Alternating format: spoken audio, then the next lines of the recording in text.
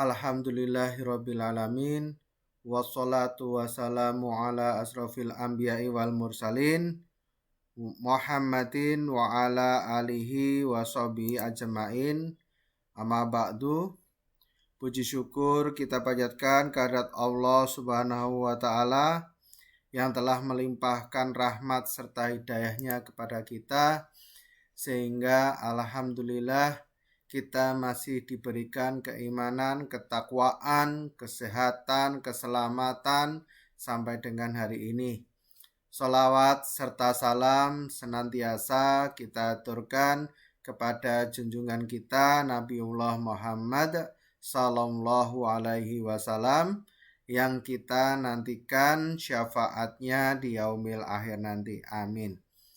Kaum muslimin muslimat yang dimuliakan Allah, pada video sebelumnya saya telah menyampaikan tentang manfaat istighfar, di mana dengan istighfar tersebut kita bisa menolak bala, menolak azab yang seharusnya turun menjadi tidak turun.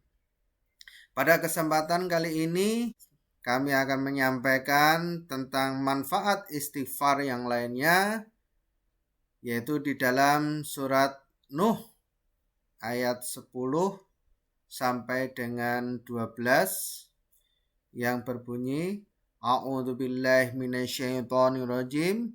Bismillahirrahmanirrahim. Faqultu astaghfiru rabbakum innahu kana ghaffara yursilis samaa'a 'alaikum midrara wa yumdidukum bi'amwalin wa banina wa yaj'al lakum jannatin wa yaj'al lakum anhara. Shadaqallahul adzim. Kaum muslimin muslimat yang dimuliakan Allah, di dalam surat Nuh ayat 10 sampai dengan 12, dalam ayat 10 apabila kita baca artinya yang ayat 10, maka aku katakan kepada mereka, mohonlah ampun kepada Tuhanmu, sesungguhnya Dia adalah Maha Pengampun. Kemudian di ayat 11, niscaya Dia akan mengirimkan hujan kepadamu dengan lebat.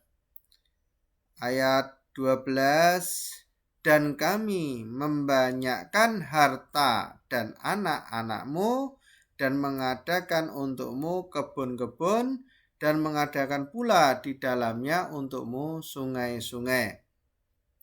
Jadi di sini di dalam surat Nuh ayat 10 sampai 12 ini terkandung makna dari istighfar dalam bentuk yang lain, yaitu dengan istighfar akan memberikan kemanfaatan bagi kita.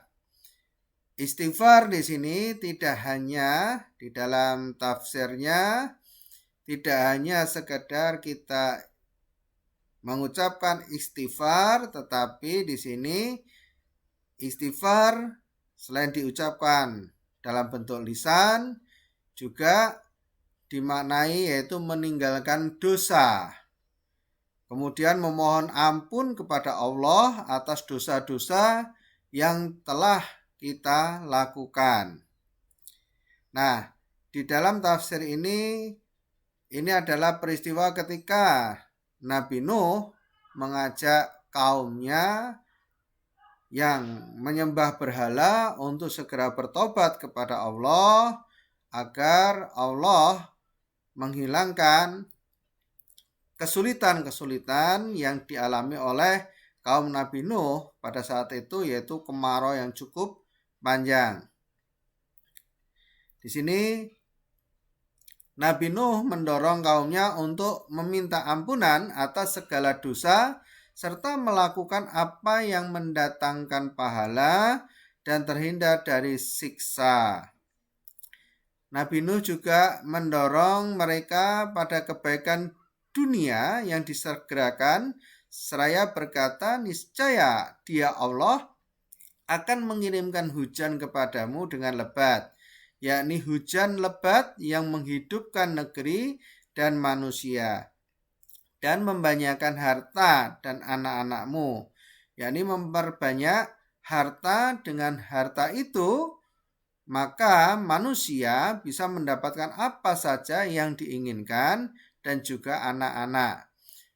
Jadi di sini dengan kita istighfar lalu diikuti dengan kita meninggalkan dosa-dosa kita bertobat kepada Allah, menuju jalannya Allah.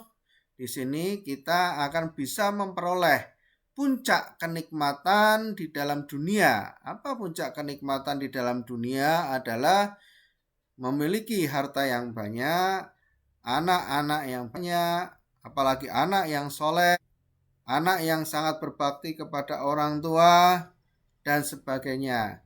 Dengan kata lain, di sini istighfar memberikan rezeki kepada manusia dalam berbagai macam bentuk.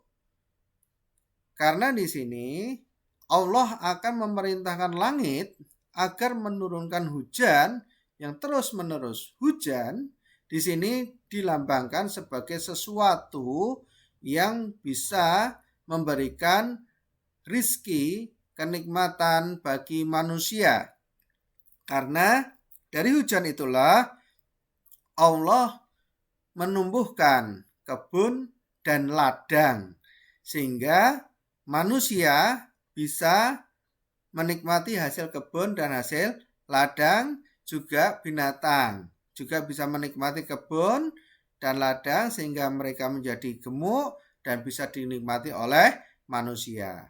Kemudian manusia ketika membutuhkan air karena turunnya hujan, maka manusia bisa memperoleh manfaat dari air yang mengalir di setiap sungai-sungai yang ada. Ini adalah manfaat dari istighfar, yaitu dalam bentuk selain diucapkan secara lisan, tetapi kita juga dilakukan dengan juga meninggalkan dosa-dosa kita yang diikuti dengan melakukan perbuatan-perbuatan yang dituntunkan oleh Allah Subhanahu wa ta'ala. Marilah kita perbanyak istighfar, kita taubati dosa-dosa kita, dan kita ganti dengan amalan-amalan yang diperintahkan oleh Allah Subhanahu wa ta'ala, sehingga kita berharap Allah memberikan kenikmatan selain di dunia, juga kenikmatan di akhirat. Akhirul kalam, wabillahi taufiq wal hidayah. Wassalamualaikum warahmatullahi wabarakatuh.